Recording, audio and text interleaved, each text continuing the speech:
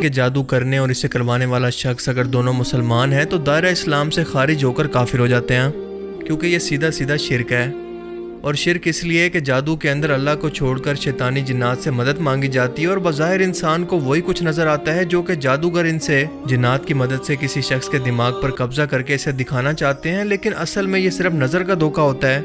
مثال کے طور پر اس کی مثال ہمیں قرآن پاک سے ملتی ہے۔ جب فرعون مصر کے دربار کے اندر جادوگروں نے اپنی رسیاں ڈالی تو وہ وہاں موجود دربار کے اندر سب لوگوں کو جادو کی مدد سے سانپ نظر آنے لگی، مگر اصل میں وہ رسیاں ہی تھی۔ اس کے بعد جب موسیٰ علیہ السلام نے اپنا عصا مبارک درباریوں کے سامنے ڈالا تو وہ حقیقت کے اندر ایک بڑا اژدہا بن کر ان سانپوں کو نگل گیا، جو کہ اصل میں معجزہ تھا، نہ کہ کوئی جادو، کیونکہ جادو تو صرف نظر کا دھوکہ ہوتا ہے، جبکہ یہ اژدہا حقیقت کے اندر وہی اژدہا کے اندر بدلا تھا، نہ کہ کسی نظر کے دھوکے سے۔ اور یہی وجہ تھی کہ وہاں موجود جادوگر جو کہ اپنے ہنر کے اندر ماہر تھے، یہ سمجھ گئے کہ یہ دراصل جادو نہیں بلکہ معجزہ ہے، اور اسی لیے ایمان لے آئے، کیونکہ ظاہر ہے وہ اپنے ہنر میں ماہر تھے، اسی لیے اس بات کو سمجھ گئے۔ یہ بات آپ نے ویڈیو کے آخر تک مائنڈ میں رکھنی ہے۔ رشین ٹی وی چینل پر کچھ دن پہلے ایک 1.5 گھنٹے کا انٹرویو ایک ایسی عورت سے لیا گیا جو کہ مسلسل کئی سالوں سے کالے جادو کی پریکٹس کرتی ہے۔ وہ اپنے اس کام میں ماہر ہے۔ جب انٹرویور نے اسے سوال کیا کہ کیا آپ کے ساتھ بھی کبھی ایسا ہوا ہے کہ کسی شخص پر چاہ کر بھی آپ جادو نہ کر سکی ہوں، یا پھر اس میں آپ کو انتہائی مشکل ہوئی ہو، تو اس کا جواب کیا تھا یہ جان کر آپ بھی حیران رہ جائیں گے، اور آپ کو مسلمان ہونے پر فخر ہوگا کہ بے شک اللہ کا اپنے پیغمبر پر اتارا گیا ایک ایک پیغام بالکل حق اور سچ ہے، جس میں شک کی کوئی گنجائش نہیں۔ کیونکہ اس کا کہنا تھا کہ جی ہاں، دنیا کے اندر صرف پریکٹسنگ مسلمان ہی ہیں جن پر چاہ کر بھی میں جادو نہیں کر پاتی، کیونکہ یہ ایسے لوگ ہیں جن کی سوچ، ان کا جسم، ان کی روح سب پاک ہے۔ وہ 5 وقت کی نماز پڑھ کے اپنے رب کے ساتھ ہمیشہ رابطے کے اندر رہتے ہیں، اسی لیے میں جب بھی ان پر جادو کرنے کی کوشش کرتی ہوں کہ شیاطین کے ذریعے ان کے دماغ پر قبضہ کر سکوں، تو کوئی انجانی سی طاقت کا حلقہ یا کوئی ڈوم ان کے پاس ہر وقت موجود مجھے ایسا کرنے سے روکتا ہے، اور میرے لیے اس کام کو انتہائی مشکل بنا دیتا ہے کہ ایک پاک جسم کے اندر میرے بھیجے ہوئے خبیث جنات یا شیاطین اس جسم پر حملہ کر سکیں۔ Absolutely. When faced with various religions, it is very difficult to influence Muslims. They are in a constant connection with the egregore. They do namaz every day and read prayers on a daily basis. They are constantly under some kind of a dome, so it is very difficult to influence them. When you start impacting a person, he begins to address in a prayer. Indeed, many of them are very different from those who come to church only when everything is bad in their life. They come to pray and then for 5 years they forget about God, some canons, and so on. Muslims, as a rule, passionately believe and passionately give energy to their egregore, and this egregore protects them very well. یہ لوگ ہمیشہ ایگریگور سے رابطے میں رہتے ہیں۔ ایگریگور ایسی روحانی طاقت کو کہتے ہیں جو کہ انہیں ہر وقت دیکھ رہی ہے، ان کی حفاظت کر رہی ہے، یعنی خدا کی ذات۔ اس کا مزید کہنا تھا کہ کیونکہ مسلمان لگاتار اپنے خدا سے رابطے میں رہتے ہیں تو مجھے وقت ہی نہیں مل پاتا کہ انہیں کسی گناہ کے اندر الجھا سکوں۔ یہ لوگ ان لوگوں سے بالکل مختلف ہیں جو کہ ہفتے میں ایک بار چرچ آ کر اگلے 5 سال بعد دوبارہ وہاں پر چکر لگاتے ہیں، کیونکہ مسلمان ہر وقت اپنی دعا کی صورت میں ایک انرجی اپنے رب کے پاس پہنچاتے رہتے ہیں، اور بدلے میں ان کا خدا نہ صرف ان کی دعاؤں کو سنتا ہے بلکہ ان کی حفاظت بھی کرتا ہے اور ان کی دعاؤں کا جواب بھی دیتا ہے۔ اسی لیے ان کے دماغوں پر قبضہ کرنا انتہائی مشکل ہے۔ انٹرویور نے اگلا سوال کیا کہ کیا تمہیں لگتا ہے کہ ان کا خدا مہربان اور اچھا ہے؟ اس کا جواب تھا کہ ظاہر ہے کہ میرے لیے تو نہیں، پر ان کے لیے ہاں بالکل ہے، کیونکہ میں جب بھی ان لوگوں پر اثر انداز ہونے کی کوشش کرتی ہوں تو کوئی چیز مجھے باہر لا کر پھینک دیتی ہے۔ میں کسی بھی شخص کو امیجن یا تصور کر کے شیاطین کی مدد سے اس کے دماغ پر قبضہ کر سکتی ہوں، مگر جب بھی کسی پریکٹسنگ مسلم کی باری آتی ہے اس کا تصور آٹومیٹیکلی میرے دماغ سے مٹا دیا جاتا ہے، میں نہیں جانتی کہ کیسے، اور یہ بات ثابت کرتی ہے کہ وہ شخص کسی کی حفاظت میں ہے۔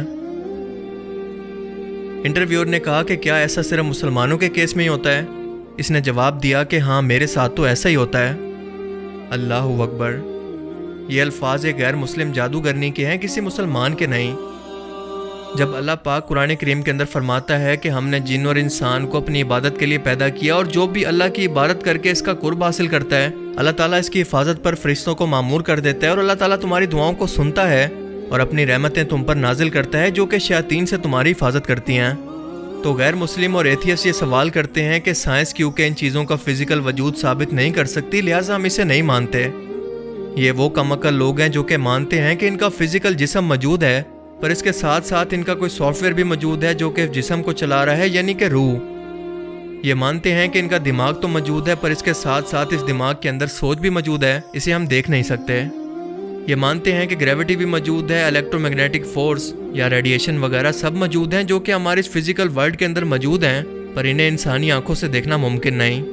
یہ مانتے ہیں کہ انسان کے اندر غصہ، جیلسی، خوشی، یہ سب فیلنگز موجود ہیں جنہیں دیکھنا ممکن نہیں اور نہ ہی ثابت کرنا ممکن ہے، لیکن پھر بھی ان سب اندیکھی چیزوں پر یقین رکھتے ہیں۔ صرف یقین نہیں کرتے تو صرف ان باتوں پر جو کہ قرآن میں یا اسلامی تعلیمات کے اندر بیان کی گئی ہیں۔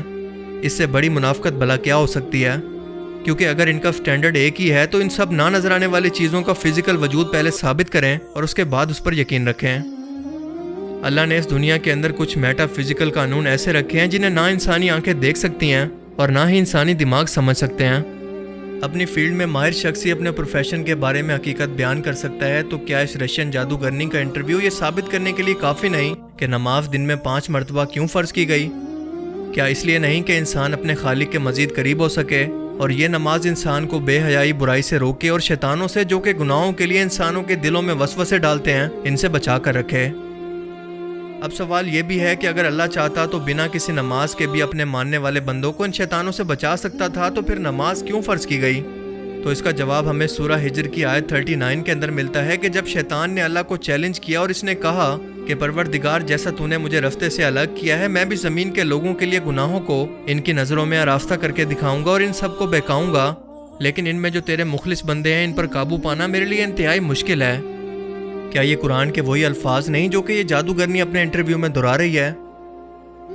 اس کے بعد اللہ پاک مزید فرماتا ہے کہ مجھ تک پہنچنے کا یہی سیدھا راستہ ہے۔ جو میرے مخلص نیک بندے ہیں ان پر تجھے کوئی اختیار نہیں کہ تو ان کو گناہوں میں ڈال سکے، ہاں مگر گمراہوں میں سے لوگ تیرے پیچھے چل پڑیں گے اور ان سب کے وعدے کی جگہ جہنم ہے۔ یعنی شیطان کا یہ وعدہ تھا کہ وہ انسانوں کو قیامت تک اپنی شیطانی فوج سے بہکائے گا، اور اس کے بہکاوے میں وہی شخص آئے گا جو کہ ناپاکی، بے حیائی اور گناہوں میں ڈوبا رہے گا، پھر چاہے وہ مسلمان ہی کیوں نہ ہو۔ کیونکہ اس جادوگرنی نے بھی بالکل یہی الفاظ استعمال کیے کہ پریکٹسنگ مسلم، یعنی نام کے نہیں بلکہ دین پر عمل کرنے والے مسلمان اس سے بچے رہتے ہیں۔ قرآن کریم میں ایک بار نہیں بلکہ اسی سے ملتے جلتے الفاظ سورہ الاعراف کی آیت 14 کے اندر کچھ اس طرح سے بیان ہوتے ہیں کہ اس نے یعنی شیطان نے اللہ سے کہا کہ مجھے اس دن تک کی مہلت عطا فرما جس دن لوگ قبروں سے اٹھائے جائیں گے، یعنی قیامت تک۔ اللہ نے فرمایا کہ اچھا جا، تجھ کو مہلت دی۔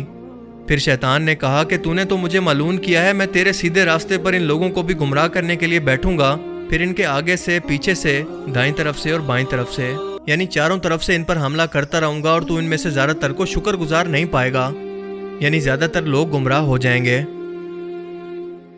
اس سے زیادہ آسان الفاظ کے اندر اور کھول کھول کر اللہ کی ذات انسانوں کو وارننگ دے کر اور بھلا کیسے سمجھائے؟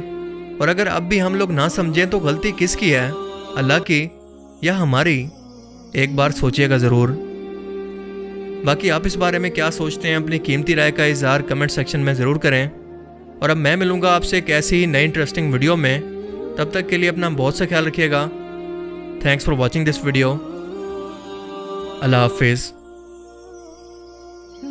Is this some kind of a good egregore? Well, for them, yes. This egregore is good for adepts who contribute good energy to it. How do you sense it? For instance, you have found an energy trace of such person. What's next? Do you try to drag him somehow to visualize this threat and you fail? Or how do you do that? It disappears. I cannot get a grip on it. I focus on it, but something immediately knocks me out of the flow, just like that. Or I visualize a person in front of me clearly and can affect him even at a mental level, but some image is not created in my mind at all. I even look at a photo, reproduce an image, but it vanishes from my mind.